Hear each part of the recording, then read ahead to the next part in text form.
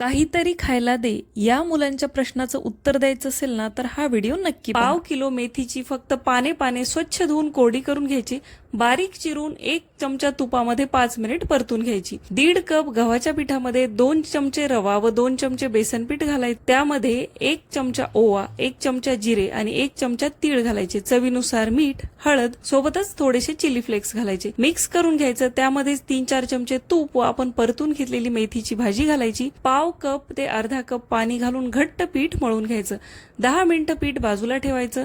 तूप व मैदा घालून साठा बनवून घ्यायचा। तयार पिठाची जाडसर पोळी लाटून त्याला साठा लावून लेयर्स पाडून घ्यायचे। व्हिडिओ दाखवल्याप्रमाणे डिटेल व्हिडिओ चॅनलवर दिलेला आहे, तुम्ही नक्की पहा।